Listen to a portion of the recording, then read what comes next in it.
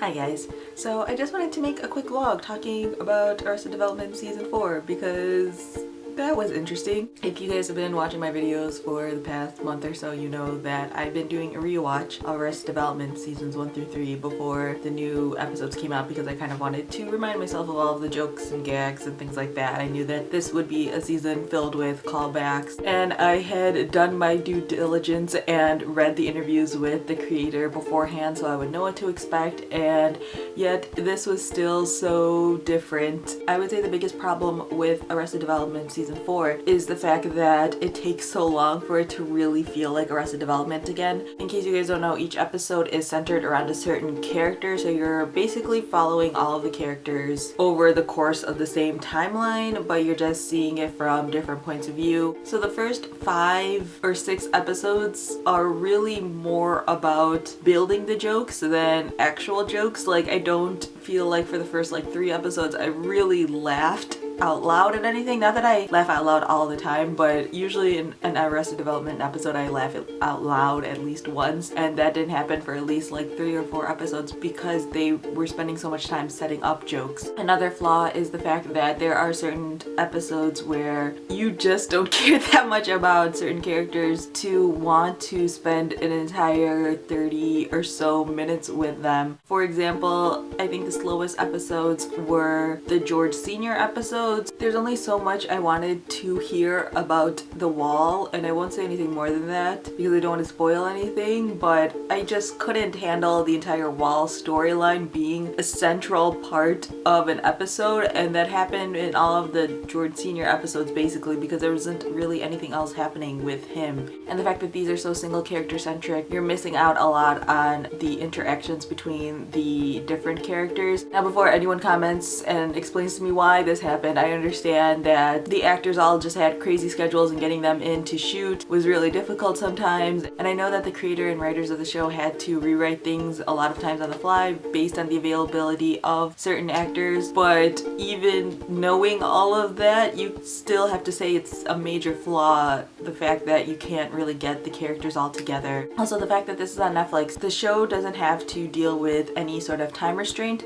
All of them hover around the 30-minute mark, but they don't all follow the exact same time schedule. So I think the shortest episode is around 28 minutes and the longest is around 37 minutes. And most of them go to 30 minutes or above. I think another flaw of this season is the fact that it really could have been trimmed down. I feel like there are a lot of scenes that go on for a little bit too long. There's this sort of idea in comedy where if you do something, it's funny, and then if you do it again, it's not funny anymore, and then if you keep doing it after a certain amount of time, it becomes funny again. And I think sometimes they were going for that, but they never quite got around to it being funny again. There are also a lot of flashbacks, which is to be expected because that is a key part of the way Arrested Development is shot. But I think there are a lot of flashbacks to other episodes in season 4 or other scenes in season 4, and those could have been trimmed down quite a bit. Like, they showed the full scene that they're referring to a lot of times, and I'm watching this going, well, I just watched that in a previous episode. I don't need to be reminded of the full scene.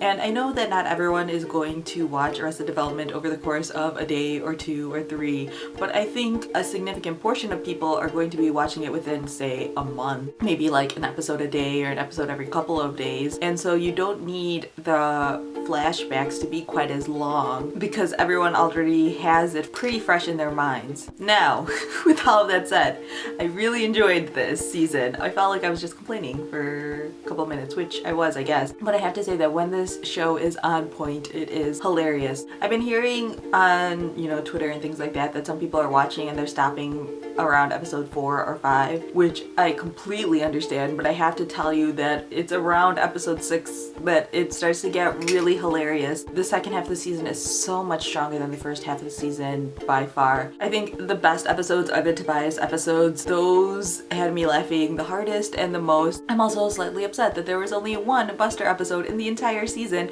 and that one only happened at the end, or the second to last episode, and that was kind of annoying to me because I love Buster so much. He might be my favorite character. Actually, he probably is my favorite character, and I feel like he was so underutilized in this entire season, but I feel like, again, that had to do with his schedule with taping because Tony Hale is in other things. I also think George Michael's first episode is really funny, which I wasn't expecting because George Michael isn't my favorite character, but I think in this season his storyline was pretty hilarious. I think the entire fake block idea and everything dealing with that was really clever, and obviously it's the writers and Michael Cera himself poking fun at the fact that he looks like Jesse Eisenberg, or gets mistaken for Jesse Eisenberg. Also, the last episode I felt like was slightly unsatisfying, if only because, again, the first part of the season all felt like setup, and so you're waiting for punchlines to happen and they start happening at the end, but then there's still a lot that doesn't get resolved. And again, this is because the creator said that this is just supposed to be like an act one, and they're hoping to do either more seasons or a full-length movie. And I think I would like a full-length movie more than another season based on what happened here, just because, again, their strongest points are when they are full